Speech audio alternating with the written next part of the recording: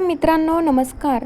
सावळ्याची जणू सावली या मालिकेच्या आजच्या म्हणजेच 23 जूनच्या एपिसोडमध्ये काय काय घडणार आहे ते आपण जाणून घेणार आहोत. इकडे मात्र आता अमृता ओवीला फोन करत असते. ओवीचं तिकडं खेळणं चालू असतं. कॅम्पमधले सगळे मुलं खूप धिंगाणा मस्ती करत असतात. त्यानंतर ओवी लपण्यासाठी झाडाच्या पाठीमागे जाते तर सावली तिला इकडं तिकडे शोधत असते. त्यानंतर आता अबीर इतर मुलं खेळत असतात आणि तो बंड्या गुंडा नाही का, तो ओवीचा पाठलाग करत असतो. त्याला ओवीला किडनॅप करायचं असतं. त्यानंतर ओवी त्या झाडाच्या पाठीमागे जाऊन लपते तर सावलीला नंतर कळतं की ओवी झाडाच्या पाठीमागे आहे आणि अबीर पण मात्र तिला जाऊन बघतो आणि मग ती डावामधून आऊट होते. त्यानंतर ओवी म्हणू लागते, काय सावली टीचर, तुमच्यामुळे मी आऊट झाले. बघा बरं तुम्ही कशासाठी इकडं आला आहात.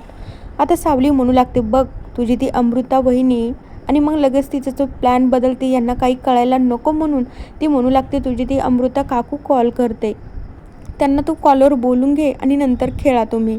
त्यानंतर ओवी बोलू लागते, काय गं काकू काय झालं आहे आणि कशासाठी फोन केला आहे. मी छान खेळत आहे, मी बरी आहे. अमृता म्हणू लागते, अगं ओवी बघ ना, तुझा बाबा खूप टेन्शन घेतोय, तू त्याच्याशी एकदा तरी बोल ना. त्याला खूप टेन्शन येते, तू त्याच्यासोबत बोलत नाही, तू इतकी नाराज झालीस का त्यावर. ओवी म्हणू लागते, नाही काकू मला त्याच्याशी बोलायचंच नाही आहे. मला त्याचा खूप राग आला आहे. तो मला म्हणला होता मी तुला कॅम्पला सोडतो आणि आलासुद्धा नाही. मला नाही बोलायचं. ओवी मग सावलीकडे फोन देते आणि अबीर आणि ओवी खेळण्यासाठी निघून जातात.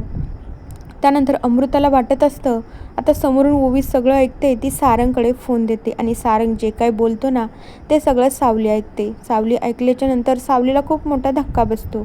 सावली म्हणू लागते, ऐकून घ्या प्लीज, ओवी तिकडे गेली आहे आणि मागासपासून तुमचं बोलणं मीच ऐकते. सारंगला शॉक बसतो. सारंग बबलूकडे फोन फेकून देतो, डायरेक्टली तिथनं निघून जातो. त्यानंतर अमृता म्हणू लागते, काय याला अचानक काय झालंय.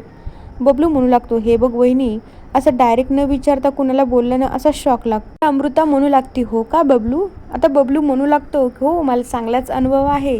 आणि मग अमृता बबलूकडे बघतच राहते.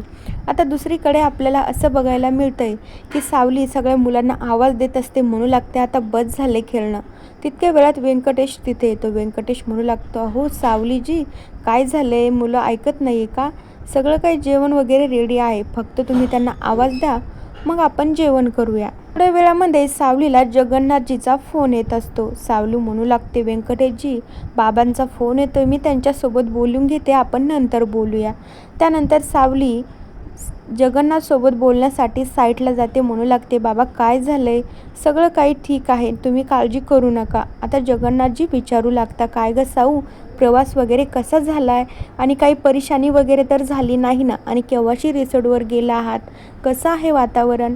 सावली सांगू लागते, अहो बाबा इकडचं वातावरण ना इतकं छान आहे आणि मला तर खूप आवडलं आणि मुलं तर इतकी खेळताय ना, आल्यापासून त्यांचं खेळणं चालूच आहे, अजून जेवण वगैरे पण त्यांनी केलं नाही आहे. त्यानंतर जगन्नाथजी म्हणू लागतं, हो का साऊ, मी म्हणलं नव्हतं का, त्या रिसॉर्टवरचं वातावरण खूप छान आहे. आणि हे बघ, त्या रिसॉर्टच्या मालकाचा नंबर मी तुला सेंड केला आहे. काही जर काम पडलं, काही गरज वाटली ना, तर त्यांना तू घरचा व्यक्ती समजून कॉल करू शकतेस बरं का. सावली बरं म्हणते. त्यानंतर जगन्नाथजी म्हणू लागतं, अबीर कुठे मला सांग बरं का, दे त्याच्याकडं फोन, मला त्याच्याशी बोलायचं आहे. सावली म्हणू लागते, अहो बाबा आता काय अबीर आपल्या हाती लागणार आहे का. आल्यापासून तो ओवी आणि इतर मुलांसोबत सारखा धिंगाणा घालत आहे.